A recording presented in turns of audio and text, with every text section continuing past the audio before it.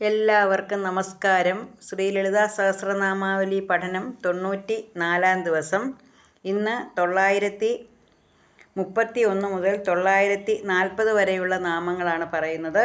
നമുക്ക് തുടങ്ങാം. ഓം ശ്രീ മഹാദേവിയേ നമ. ഓം മാനവത്യേ നമ. ഓം മഹേശ്യേ നമ. ഓം മംഗളാകൃതേ നമ. ഓം വിശ്വമാത്രേ നമ. ഓം ജഗദ്ധാത്രേ നമ. ഓം വിശാലാക്ഷ്യേ നമ.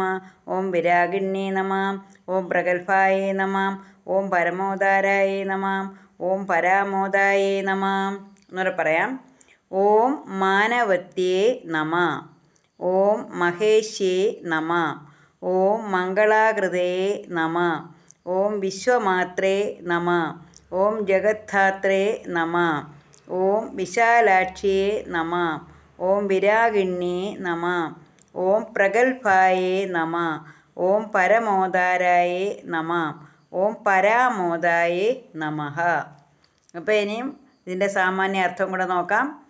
ഓം മാനവത്യേ നമ. മാനവതി എന്ന് പറഞ്ഞാൽ എല്ലാവരാലും മാനിക്കപ്പെടുന്നവൾ, കീർത്തിശാലിയാണ് ദേവി. അങ്ങനെ എല്ലാവരാലും മാനിക്കപ്പെടുന്നവൾ മാനവതി.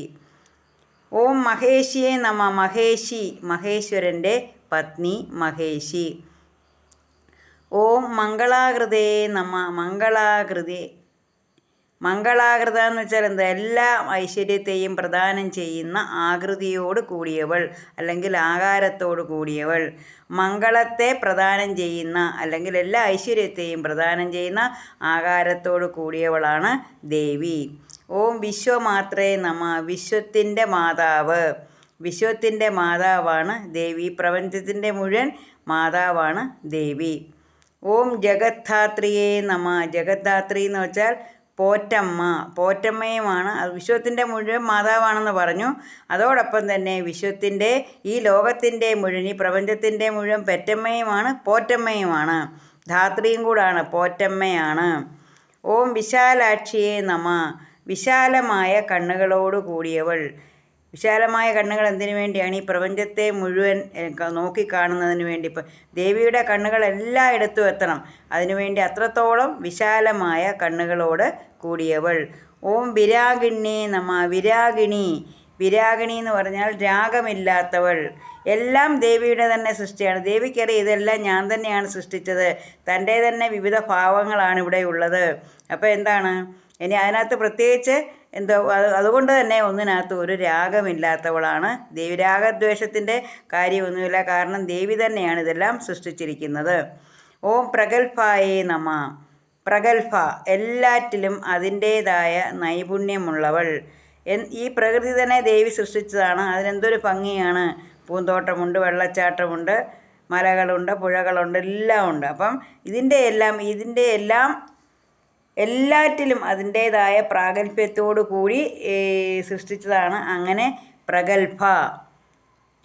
എല്ലാത്തിൻ്റെയും കലാനൈപുണ്യമുള്ളൊരു സംവിധായകയാണ്. ഇങ്ങനെ ഒരു പ്രപഞ്ചത്തെ സൃഷ്ടിക്കണമെങ്കിൽ നൈപുണ്യം വേണം. അതുപോലെ തന്നെ കലാവിരുദ്ധം വേണം. ഒരു മനസ്സിലൊരു കലയൊക്കെ ഉണ്ടാകണം അല്ലേ? അങ്ങനെ കലാവതിയാണ്. അതുപോലെ തന്നെ പ്രഗൽഭയുമാണ് ദേവി. ഓം പരമോദാരായേ നമ. പരമോദ എന്ന് വെച്ചാൽ പരമോദായ എന്ന് വെച്ചാൽ അങ്ങേയറ്റത്തെ ഔദാര്യത്തോടു കൂടിയവൾ. മാതൃത്വത്തിൻ്റെ നിറവുള്ള അമ്മ എന്ന് വെച്ചാൽ മാതൃത്വത്തിൻ്റെ നിറവുള്ള മാതൃത്വത്തിൽ നിറഞ്ഞു നിൽക്കുന്ന അങ്ങേയറ്റം ഔദാര്യം. എന്തു കൊടുത്താലും മതിയാവത്തില്ല. മറ്റുള്ളവർക്ക് കൊടുത്ത് അവരുടെ സന്തോഷം കാണുന്നതാണ് അമ്മയ്ക്കിഷ്ടം. അങ്ങനെ പരമോദാരയാണ്. അങ്ങേയറ്റത്തെ ഔദാര്യത്തോടു കൂടിയവളാണ് ദേവി. അടുത്തത് ഓം പരാമോദായേ നമ. കൊടുക്കും തോറുമേറിടും. ദേവി പ്രസാദം ഉണ്ടെങ്കിൽ ഭക്തന്മാർക്കെല്ലാം ഇഷ്ടം പോലെ കൊടുക്കും. ദേവി പ്രസാദിച്ചാൽ മഹാഭാഗ്യമാണ്. അങ്ങനെ കൊടുക്കും തോറും ഏറിടുന്ന എല്ലാറ്റിലും തൻ്റെ ഭക്തന്മാർക്ക് ഇഷ്ടം പോലെ എന്താണ് വേണ്ടത് വേണ്ടത് എന്തായാലും ദേവി കൊടുക്കും. അങ്ങനെ കൊടുത്തിട്ട് അതിൽ സന്തോഷിക്കുന്നവളാണ് ദേവി. തൻ്റെ ഭക്തന്മാർക്ക് എന്തു കൊടുത്താലും അത് കൊടുക്കും തോറും ഏറിടും. ഇങ്ങനെ കൊടുത്തുകൊണ്ടേയിരിക്കും. അതായത് ദേവി പ്രസാദമുള്ളവർക്കാണ് അങ്ങനെ കിട്ടുന്നത്. അങ്ങനെ ദേവി കൊടുത്തുകൊണ്ടേയിരിക്കും. അപ്പോൾ നമ്മളെല്ലാ ദിവസവും പറയുന്നത് പോലെ തന്നെ ഓരോ ദിവസവും ഓരോ പുതിയ നാമങ്ങളാണ്, ഓരോ പുതിയ അറിവുകളാണ് നമുക്ക് കിട്ടുന്നത് ദേവിയെക്കുറിച്ച്. അപ്പോൾ ഇങ്ങനെ എന്താ പറയുന്നത്, നമ്മൾ എല്ലാ ഐശ്വര്യത്തെയും പ്രദാനം ചെയ്യുന്ന ഈ വിശ്വത്തിൻ്റെ മുഴുവൻ മാതാവായ ദേവി, ഒരു രാഗവുമില്ലാത്ത ദേവി, അങ്ങേയറ്റത്തെ ഔദാര്യത്തോടു കൂടിയ ദേവി, ഇങ്ങനെയുള്ള വിശ്വമാതാവ് നമ്മളെ എല്ലാം അനുഗ്രഹിക്കട്ടെ എന്ന് പ്രാർത്ഥിക്കുകയാണ്. ലളിതാ പരമേശ്വരിയുടെ അനുഗ്രഹം എല്ലാവർക്കും ഉണ്ടാകട്ടെ എന്ന് പ്രാർത്ഥിച്ചുകൊണ്ട് നിർത്തുന്നു. നന്ദി, നമസ്കാരം.